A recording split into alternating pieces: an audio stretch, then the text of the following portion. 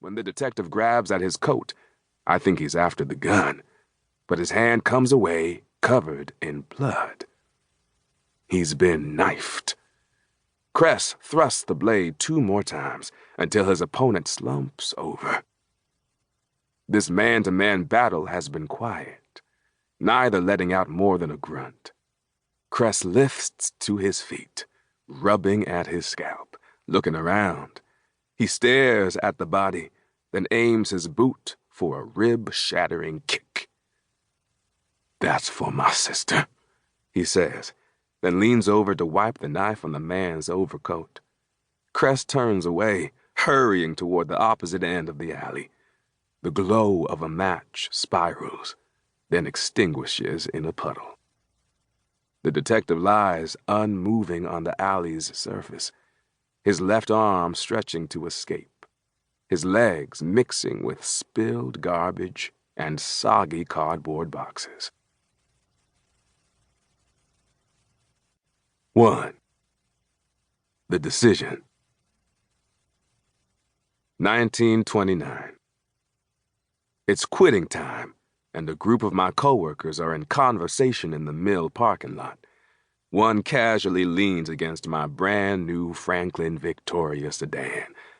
I take offense. "Get off my car, Arthur. I spent a lot of time on that wax job." "Boy, nobody's bothering your damn car. You think you're all big and bad just 'cause you got this Franklin, but I ain't studying you." It's been 80+ degrees all day, and the heat has me on edge. I consider Arthur for a moment. He's a warehouse laborer, one of those red-bone dudes who thinks his good hair is his ticket to success. "Maybe you could buy a new car," I spit out, "if you stop spending your money on liquor and cockfights." I regret the nagging wife words as soon as they escape my mouth. I got no business telling another man how to spend his money. Arthur raises the stakes. "I'll tell you one thing, Harrington. A fine woman like Anna Kate wouldn't even think of marrying a blue-black fool like you if you wasn't driving this new car." The gathered men whoop and holler at his retort. Hair tingles on my arms and the back of my neck. All my life, I've tried to make up for my dark complexion. My expensive clothes, new car, light-skinned wife, and skills as a carpenter are proof I'm as good as, or better than, any other man. People have told me to my face that I'm cocky.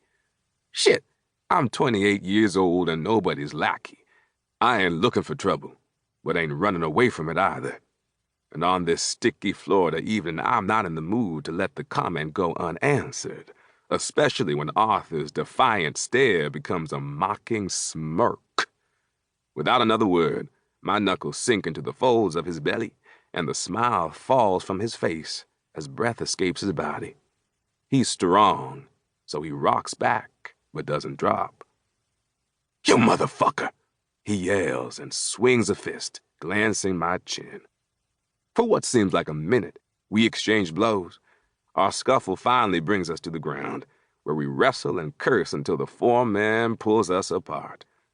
He's a smart white man, 6'4", 220 pounds, and hired because he knows how to handle the temperaments of laborers in a factory environment. Both of us should be fired, but only Arthur is let go. My carpentry skills have saved me. The grumbling about favoritism is growing, so I'm offered an out-of-state assignment. Work on the mansion of a Birmingham, Alabama millionaire. I don't accept the job right away because Anna Kate doesn't want to be separated from her family. And to tell the truth, I don't want to leave St. Petersburg either. People know me here, and I don't want to start out in a new city where I'll be just another colored man in the Deep South. 2 weeks after the confrontation at the mill, I'm involved in another incident. This time with a white man in downtown St. Pete. The guy demands I move my car so he doesn't have to park next to a rain puddle. He's drunk and wants to impress the woman in his passenger seat. He shouts the worst insults and gets out of his vehicle to challenge me.